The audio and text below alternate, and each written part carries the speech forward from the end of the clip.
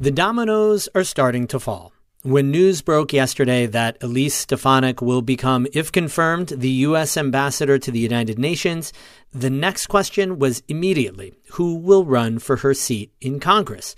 And what if a state senator runs? Who'll take that seat?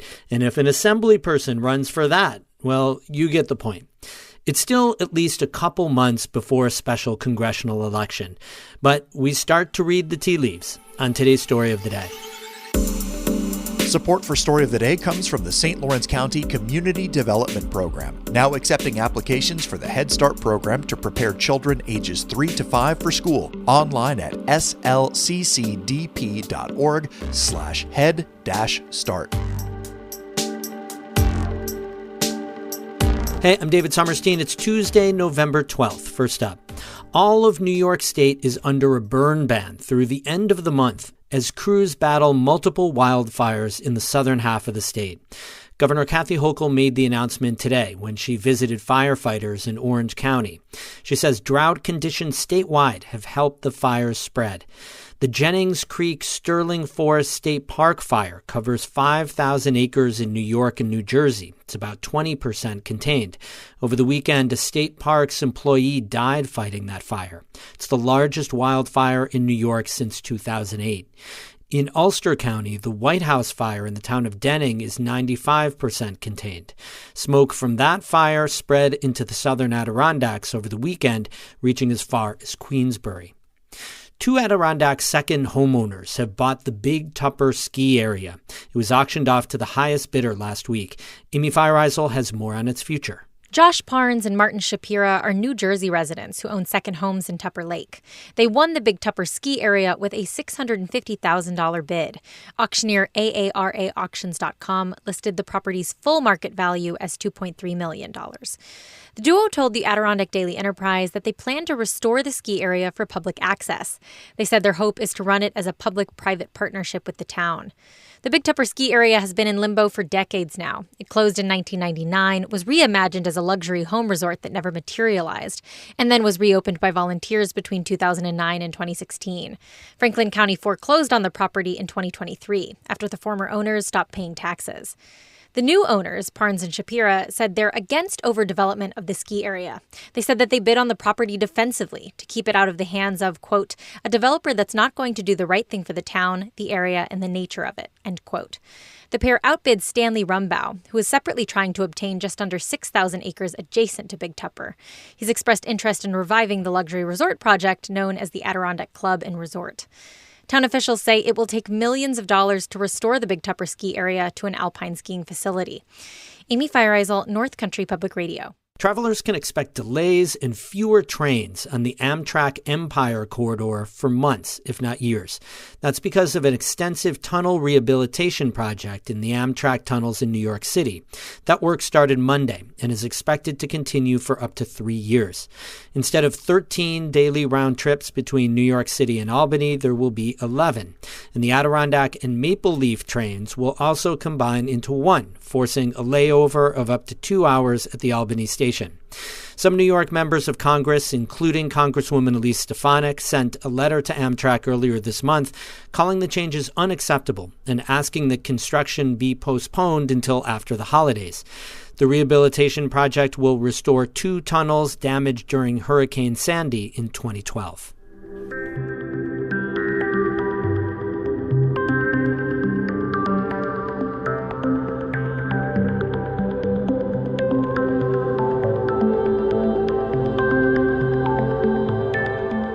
North Country Congresswoman Elise Stefanik is expected to join President-elect Donald Trump's cabinet.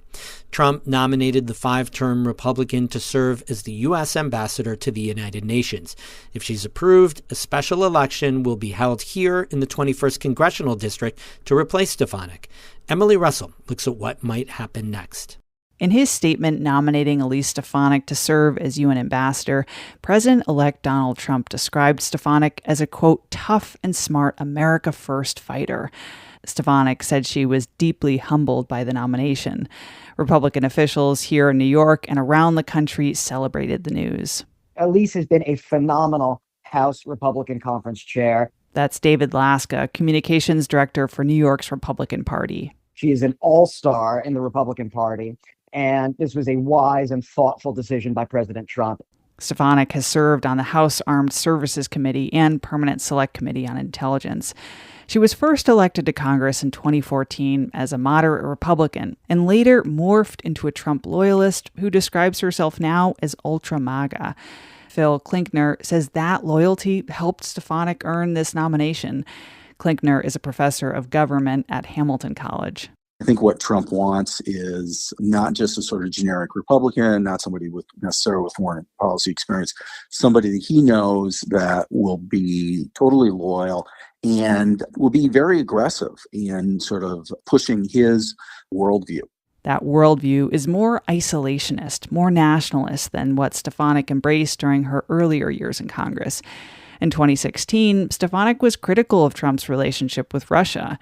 At the time, she told NCPR she had concerns about Trump's approach to national security. But since 2020, Stefanik has embraced his style of politics and his approach to foreign relations. Earlier this year, Stefanik voted against sending additional military aid to Ukraine. Then last month, Stefanik said the Biden administration had allowed the UN to, quote, rot with anti-Semitism. Here's Professor Klinkner again. She'll be there to be a very vocal critic of the UN, be a very vocal critic of those countries that the Trump administration perceives as America's enemies. But there's not a lot that she can really do there. The UN ambassador does not sort of control U.S. foreign policy. It's really very much a sort of symbolic role. It's a symbolic role that could be a political stepping stone. Stefanik will need to be approved by the Senate before she assumes the position. She'll also need to file paperwork to vacate her seat in Congress. Once that's done, Governor Kathy Hochul then has to call a special election, which would take place in the following few months. How chaotic is a special election? You can't believe. That's Bill Owens. He's the last person to win a special election in the North Country. That was back in 2009 when Congressman John McHugh was tapped to be Secretary of the Army under President Barack Obama. Owens says his resume helped him win the special election in a district that had long been represented by a Republican. I was a veteran. That played well in the broader district. I had been involved in economic development, so I could talk about jobs. But since Owens was in office, the North Country's congressional district has become increasingly more Republican. In last week's election, every county in the district voted for Donald Trump. Here's David Laska again from the New York GOP. We can win this race without spending a dollar if we had to. This is a safe Republican seat. We're going to retain it. Laska says it's unclear who the Republican Party candidate will be or when that will be decided. It's up to the Republican Party chairs from each county in the district to decide on their candidate. As for Democrats, one name that some folks have floated is Assemblyman Billy Jones from Clinton County. Jones himself wouldn't say whether or not he'd consider a run. People have talked to me about it. As far as sitting down and talking to party officials, that has not happened yet. One person who has thrown her name in the hat is Paula Collins. The Democrat with roots in New York City challenged Stefanik in last Tuesday's election. Collins lost by nearly 25 points. She says there were a few big key takeaways from that race. I needed to talk about what's going to put gas in their car, groceries on their table, and money in their bank so they can pay rent. And that's what I'm going to do for the special election. David Laska says whether or not Collins is on the ballot again, he's confident Republicans will prevail. They rejected her once, and they'll reject her again if she's the nominee.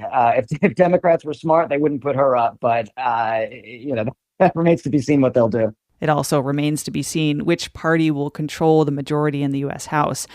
Depending on the final tally, picking up one additional district in New York early next year could be crucial. Emily Russell, North Country Public Radio. We have more news all the time on our website, ncpr.org. Music today by Christopher Watts of Canton and Caitlin Scholl of Lake Placid. I'm David Summerstein, North Country Public Radio.